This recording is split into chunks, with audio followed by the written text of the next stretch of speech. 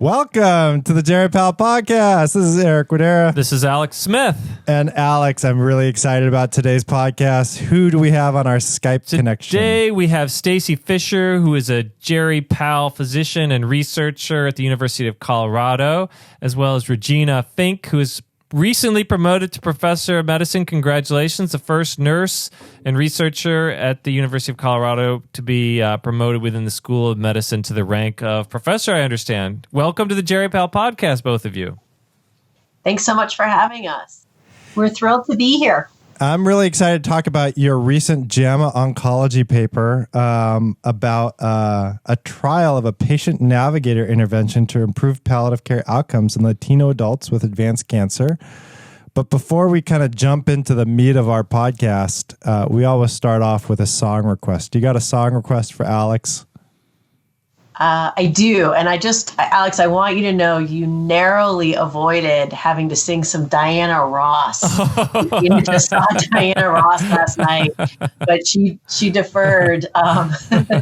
So she was actually amazing. She was at Red Rocks and she's celebrating her Diamond Jubilee. She's 75 years old. A good venue. I could not approximate.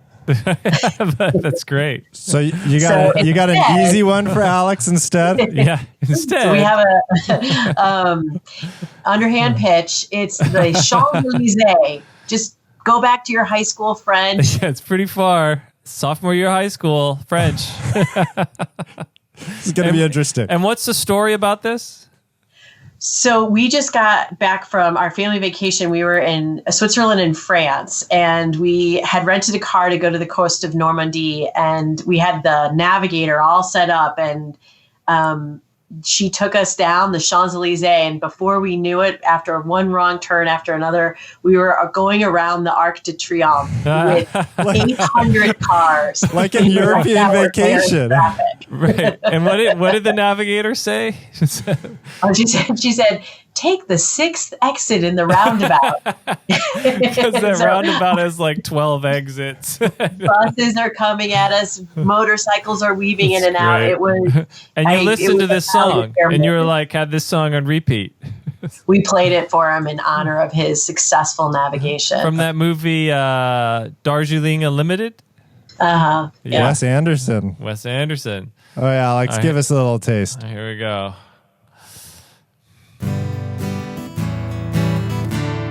Je me baladais sur l'avenue, la cour vert et la cannou. J'avais envie de débrancher n'importe qui, et c'est pour toi. Je t'ai dit n'importe quoi, il suffisait de te parler, ta provoquer. Oh, Champs-Élysées, oh, Champs-Élysées.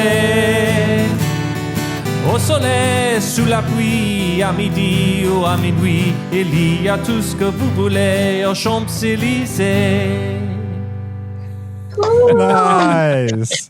That was wonderful. Yeah, anybody who speaks French out there, I apologize. Yeah. You can give feedback to Alex in the comment section of our GeriPal blog. What a beautiful intro to the topic at hand, which is navigators and going around the circle in Paris. But before we kind of go into the article itself and kind of what you did, how did you get interested in this subject? After I finished residency, before I started my fellowship, I needed a little bit of a gap year. I had gone straight through. I started residency when I was 23, and I just needed a break. And so I went down to Central and South America and traveled. I studied Spanish in Guatemala and became really interested in the concept of the community health worker, improving outcomes, and in areas of social justice. But since I was a palliative care physician, I needed to merge those two topics. And the navigation for palliative care outcomes seemed the perfect path towards that goal. And then I met Stacy, and Stacy and I have been doing some collaboration for probably the last 10 years. My background as a nurse is also working in oncology, so I knew a lot of the cancer clinics all around the state.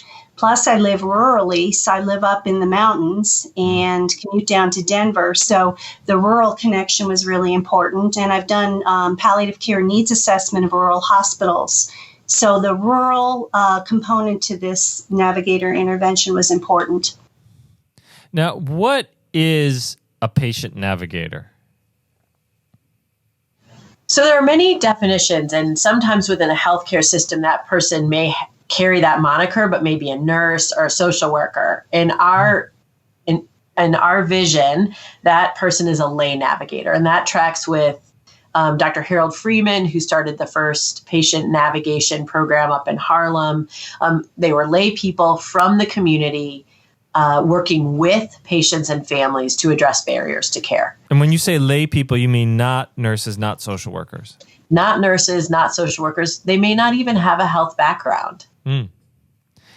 And what's the role of the navigator? What in general, when we talk about what do they do in general, not just in like your intervention? Right. In general, I would say it's that addressing the barriers to care. And those barriers may be cultural, maybe educational, maybe logistical, things like transportation or making appointments, kind of figuring out a system. But it also may be just understanding the benefits of a certain intervention. And in the past, navigators have been really used for prevention detection, for reporting lab results, working with patients to get them into the system. And our ideas were to use a patient lay navigator to improve palliative care outcomes. And it sounds like they do need to be trained. So these are not just people right off the street. They're coming in and they're helping patients, but you actually have to do training to be a navigator. Is that right? Extensive training, both in the fundamentals of patient navigation and for the purposes of our intervention in palliative care related content. So let me get this straight. This is somebody from like the community who you train to come to your house, or what do they do? Do they go with you to appointments? Like, what is sort of the nuts and bolts of what they would actually do? Specific to our intervention, they meet patients at their homes and deliver intervention content. And a lot of that is educational, yet they also work with patients using motivational interviewing as a tool, for instance, to activate them and advocate for them. Now, a patient may ask them to come to the appointment, and that happens throughout the intervention. And if a patient asks for a navigator to come with them, then the navigator will come to the clinic appointment. They may help with some translation or just help assure that there is understanding. So the navigators may employ the teach back intervention or tool that we see commonly in health literacy interventions to ensure that the patient has understood what the clinician has told them. So our navigators are community-based. And we hired 3 navigators for our study, one on the western slope in Colorado, one in southern Colorado, and one in Denver. All were enmeshed in the community. Many of them had healthcare backgrounds. Some had been involved with previous research studies. Others have been certified nursing assistants or medical assistants. So they did have a little bit of healthcare knowledge. And then we trained the navigators by having them go to LNEC, End of Life Nursing Education, a Colorado patient navigation training, which is 3 days. In addition, a motivational interviewing education seminar for 2 days.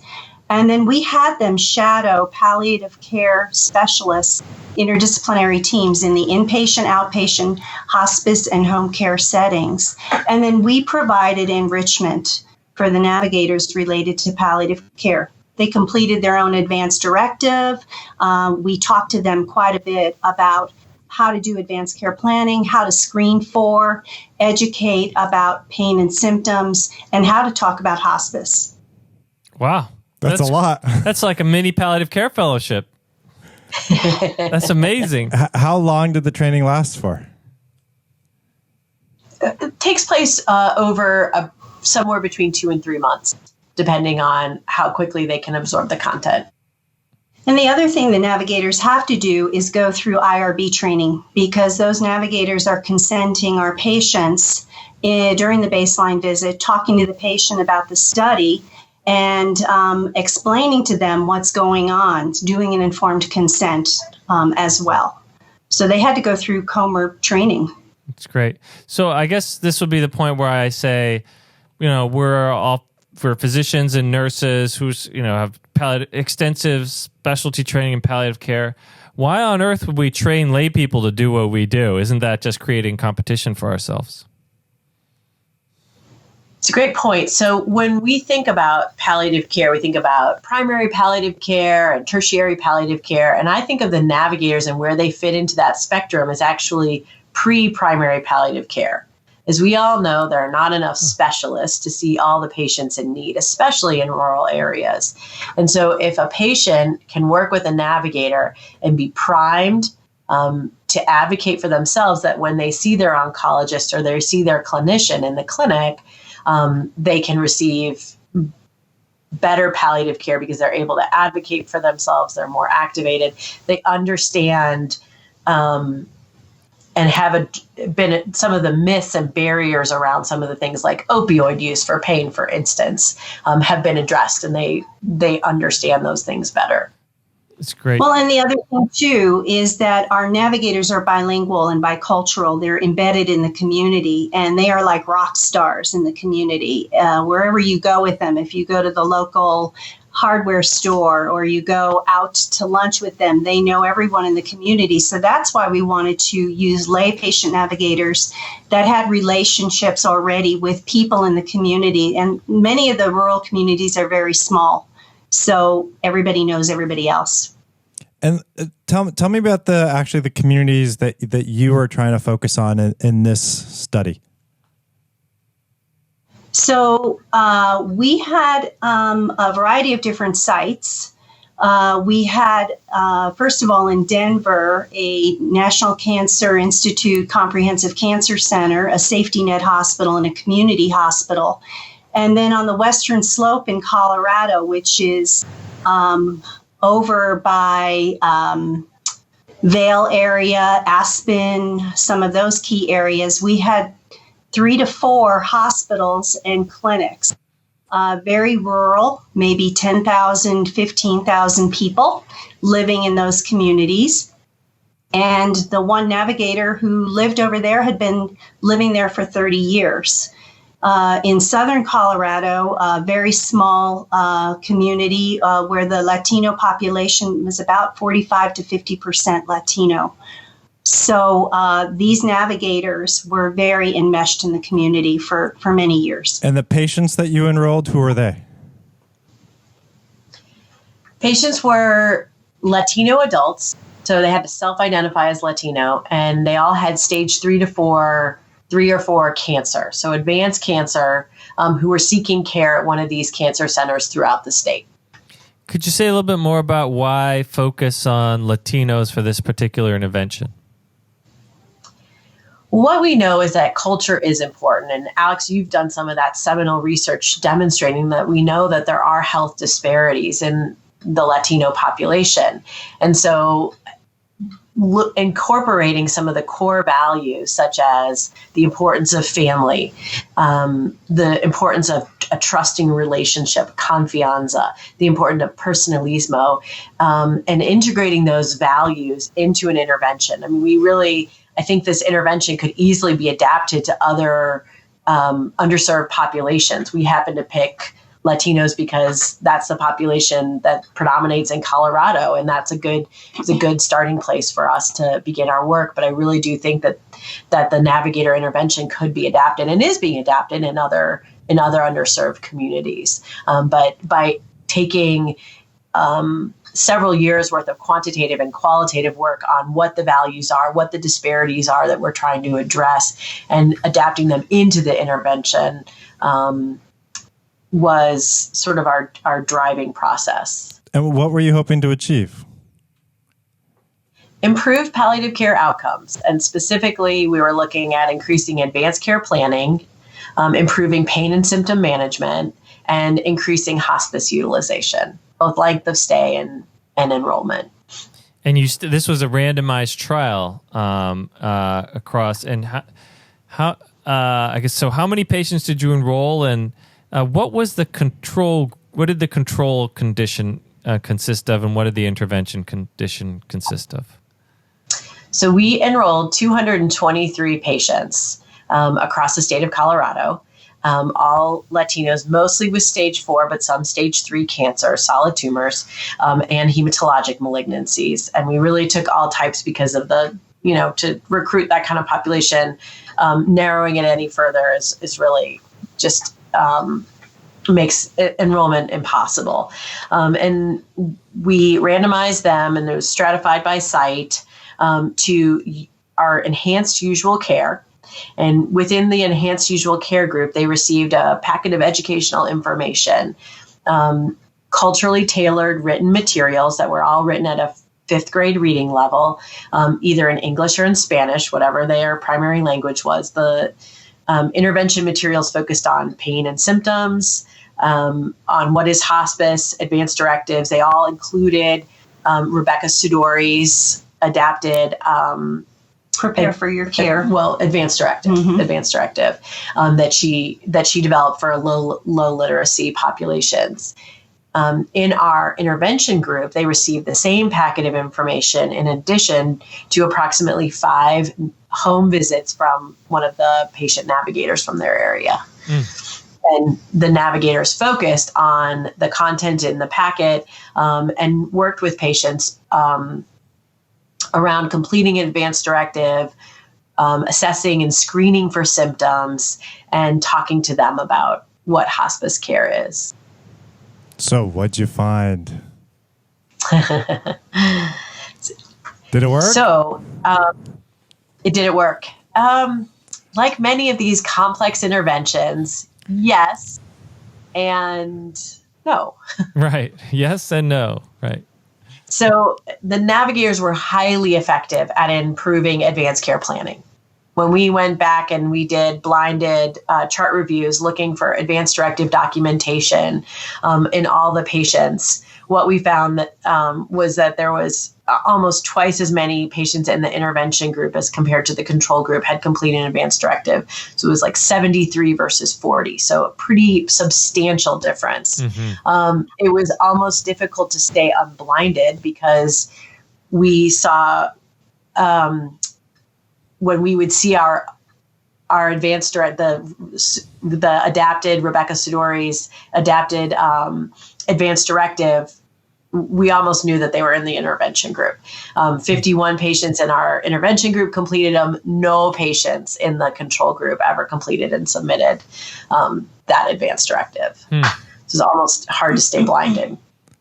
We also found that their overall symptom reports in the quality of life subscale were better in the intervention group. In terms of pain, we found that patients in both groups had fairly low pain, which was a great finding. Good for the patients. Right. Good for the patients. That's a good thing. Good for the patient. There it was about 3 on this 1 to 10 scale in both groups. And about 80% of patients in both groups used hospice care at the end of life, which is 80%. That's huge. It's really, really high. Among Latinos, yeah. Yeah, among Latinos. I mean, so I think we're not sure what happened. Colorado is either just that good. we have neither disparities and have really high hospice enrollment rates, but it's also possible that amongst these small rural clinics, we may have had some serious contamination problems. That once we start. I'm glad you brought up that word. Could you explain what the contamination is? Like, what is contamination for our listeners who may not be researchers? Right. So contamination, that patients in the control group, that somehow we fundamentally change something within the clinic milieu, that the providers were then were also more activated and were able to talk about hospice and some of these difficult topics with our control patients more easy, that patients start coming in and from the intervention group and talking about hospice, and providers are suddenly thinking like, oh, well, I can talk to Latinos about hospice. This is okay. They really like it. And suddenly they start having better and more effective conversations with both groups. And that's certainly a possibility. And this was potentially an issue because in these rural areas, you often had one oncologist, and you couldn't randomize by oncologist. Is that right? That's right. Exactly. There were about 4 of the clinics that were so small that one oncologist and or nurse practitioner, advanced practice provider, were seeing that patient. So does this argue for the importance of a navigator, or does it argue for like trying to stimulate these discussions about with oncologists and nurse practitioners that we can have these discussions about hospice as a way to improve overall numbers of usage of hospice near the end of life, at least for people with advanced cancer? I think it's a great question. I think our study findings, I would argue, really do describe a certain role for a navigator. Completing an advance directive takes a lot of time. We know that. And and in a busy oncology practice, it still may not be addressed in the way that we would like. And so I think we made a case for a navigator being very effective in helping patients through that. In terms of talking about hospice, I think it's less clear. I do think it's important to have activated patients and clinicians in talking and ready to talk about these topics. But I also think, too, it's that trust issue with the navigator, and the navigator establishes trust and rapport, which is huge. Talking about personal values and preferences, something that takes time to do, and to do it in a home setting is very helpful. And I think that's also what made this successful for advanced care planning. And did you look at other outcomes? Because whether or not somebody used hospice for a day versus hospice for 2 months before they died is probably a more important metric than whether or not they used hospice at all. Did you see any differences there? We looked at length of stay, and there were no statistically significant differences, and both groups were around 55 days, which is also fairly long. I'm just blown away by these hospice findings. Whatever you guys are doing in Colorado. Right, something's working. Or it could be, the patients who agreed to be in the study, for example, or who were referred and then agreed to be in the study may have been more amenable to hospice.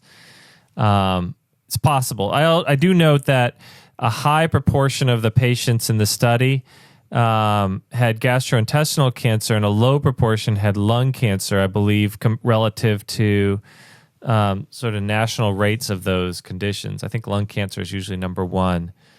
Although maybe that's not true. Maybe if you combine all gastrointestinal together, then it approaches lung cancer. But looks like rates are you enrolled about 3 times as many GI cancers as lung cancer. We certainly see, I think, in Colorado, and this is just based on my clinical experience, especially patients presenting with very advanced disease with gastrointestinal cancers within our population here, and specifically our Latino population. So that may be part of it. But the question, I want to pick back up a thread that we were talking about, in terms of other outcomes. So we also looked at process outcomes, and we did find very different, pretty substantial differences between patients in their understanding and willingness to use hospice when we compare control group patients and intervention group patients. So we asked them, would you recommend hospice for a loved one? And almost twice as many patients in the intervention group, almost 80% said yes, compared to almost 40% in the control group. And a similar pattern was seen when we asked the question, would you consider using hospice for yourself? And so that's a very interesting finding. And I don't know how it all fits together with the actual use of hospice in our population. And it may be that Colorado just is like that good. I don't know. These rural centers, the patients and the clinicians have a very close relationship. And did these patients have access to specialty palliative care? And was there any change in palliative care outcomes as potentially like use of palliative care, specialty palliative care? So we started this study in 2012, and we finished data collection in 2016. And at that time, there was very little outpatient specialty palliative care across Colorado. In these rural communities, it was really There was nothing. non-existent. Within the university system, there we had our inpatient consult service, which was fairly robust, but we didn't specifically look at palliative care use. But what we do know is that across the board, most patients did not have access. The only real patients who had access to palliative care were patients in the Denver area at two of the hospitals. Even the third hospital in the Denver area was just growing palliative care at that time. So I wonder how you put these studies in context. Here you have a study with mixed findings in Latino lay patient navigators for adults with advanced cancer in Colorado. And I'm wondering how you situate this in this sort of greater context of lay health navigators and palliative care. I'm thinking of Manali Patel, for example, at Stanford, who's done some terrific work with veterans and cancer. She's an oncologist, or other people who are, very interested in this health navigator concept in palliative care. I think what I've come away, and where my thinking is around a lot of this is that there are certain, that navigators certainly have a certain scope, where, at least what we found, where they can really be effective. I think the other both challenge and importance is that how dependent these kind of interventions are on the navigators themselves. And certainly through the body of our research, we have had highly effective and less effective navigators. And it's, so when you look at kind of like what that looks like overall on average, I think we're seeing some of that, the impact of that. And the other question is, outside of the cancer population, what are the benefits of navigation? And that's a question we're trying to answer with our ongoing work. Right. Because I think in Manali's work, she showed actually positive outcomes in terms of symptom control and et cetera. So somewhat different findings. So I think and there are differences in the population, veterans versus non-veterans and et cetera. And like yours is Latinos and hers not, in California and Colorado, different states. But I like what you were saying, Stacy, about how, what is the role for health navigators, and when do we need to refer patients to specialty palliative care? Like, what tasks can they take on and disseminate, and what tasks are they not able to achieve? And that's kind of that sort of outstanding question, I think, at this point. Does that sound right? I would agree. And kind of finding the triggers. And I would also argue in our patient population, I don't think that patients, even though we didn't show an impact on the pain management, for instance, I think mild pain is often very difficult to make better. And so and kind of looking at that within that context as well, knowing that maybe that the target population for those navigators also matters. And that, if we're targeting Latinos with advanced cancer, that's fine, but maybe we need to look at patients that have higher need. And I think we know a lot of interventions where patients with low distress or low symptoms come in, and it's very hard to show a benefit. So I think that's something else that we are considering in some of our future work is that additional screening for high distress or high symptom burden. And I think for the most part, the navigators were really supportive, not only of the patients, but family caregivers. Family caregivers were not enrolled in this particular study. In our work now, we are enrolling family caregivers because the caregivers said they received support more so from the navigators than they thought they would. That's fascinating. So next steps for this research? So we are entering into our fourth year of another randomized controlled trial looking at the Navigator intervention in non-cancer advanced serious illness, Latinos, across the state of Colorado. Again, slightly different geographic distribution. We are pilot testing a adapted intervention for patient caregiver dyads with advanced dementia, Latinos with advanced dementia in Colorado, using the adapted version of a lay navigator intervention. And we are working with David Beckelman, another palliative care researcher, looking at a combined patient navigator psychosocial counseling intervention. And so kind of coming back to that idea of what is within the scope of a navigator. Well, a navigator can really help with advanced care planning, but they cannot address depressive symptoms. But a counselor could. And so having a stepped intervention that addresses psychosocial distress. And when we think about the value proposition for a healthcare institution or an oncology clinic, like what is it for a navigator? What's the case? What's the pitch to bring in navigators to these clinics in your mind? Well, actually, one of the rural clinics who had participated in our study hired a patient navigator, a lay patient navigator, to assist them with cultural diversity and translation and support for their patients. And I wonder what the health systems want to see: reduced acute care, highly expensive service use, for example, like reduced ER visits, hospitalizations, hospital length of stay, ICU use. ICU, right. And some accounting of the costs it takes to train the health navigators and keep them employed throughout the course of the keep them employed, period. Yeah. Right. And when it comes to acute care utilization, our research did not, we did not show big differences between the two groups. Again, however, I think when you look especially at some of the larger cancer centers, we have to serve a diverse population.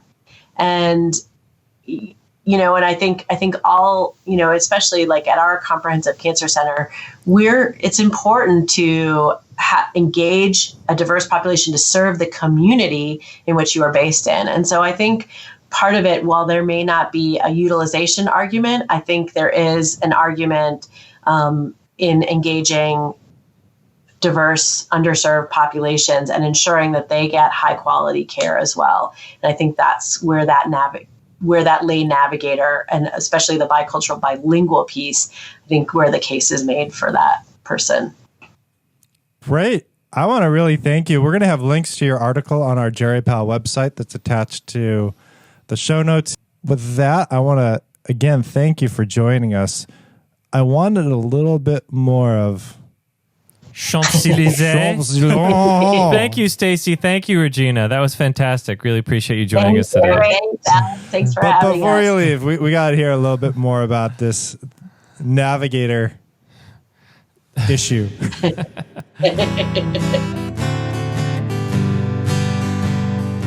Tu m'as dit, j'ai rendez-vous dans son sous-sol avec des fous qui vivent la guitare à la main de soir au matin. Alors je t'ai accompagné, on en chantait, on en dansait, et l'on n'a même pas pensé à s'embrasser. Oh, Champs-Élysées, oh, Champs-Élysées. Au soleil, sous la pluie, à midi ou à minuit, il y a tout que vous voulez à Champs-Élysées. Il y a tout que vous voulez à Champs-Élysées. Yeah. I don't sing often, but when I do. Yes, it's totally worth it. I want to thank both of you for joining us on this call. And I want to thank all of our listeners.